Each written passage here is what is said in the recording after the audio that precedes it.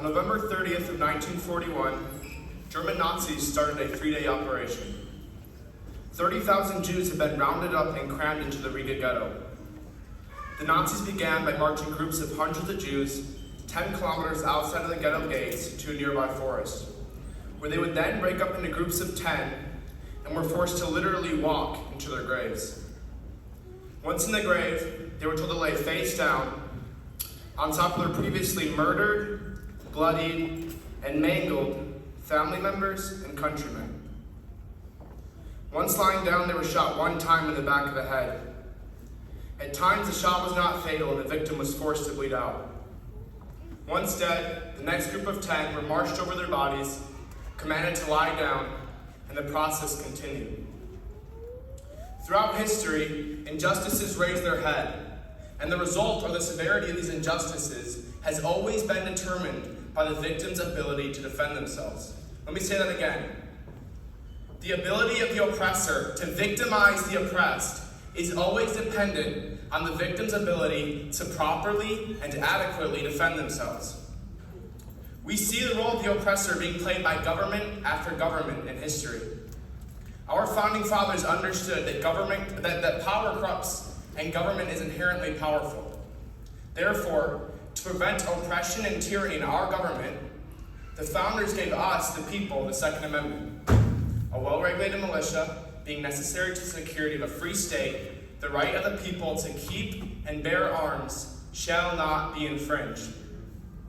George Washington once said, "A free people ought not only to be armed and disciplined, but they should have sufficient arms and ammunition to maintain a status of independence from any who might attempt to abuse them, which would include their own government."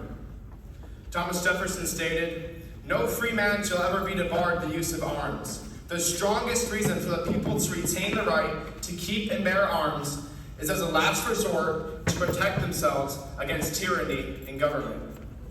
That doesn't sound like hunting to me. History teaches us that tyrants will always disarm the people they intend to oppress. Tyrants will always disarm the people they intend to oppress. In 1928, 21 years previous to the slaughter of the Riga ghetto, the German government had passed a law that required all gun owners in Germany to register with the state. So when Hitler took office just 5 years later in 1933, he used this law to identify all Jewish gun owners and then confiscated their firearms. Later on, Hitler made it illegal for Jews to buy, sell, or own firearms. This resulted in 6 million Jews dead and 4 years of the worst Holocaust in the history of the world. Gun control has been enacted before every genocide in the last 100 years. From the Armenian genocide, when 1.5 million Armenians lost their lives at the hands of the Turkish government, to Mao Zedong in communist China, where 65 million men, women, and children were murdered. This is not fiction, this is reality. So to the politicians and elected officials in this room, please preserve the right of Wisconsin citizens to keep and bear arms.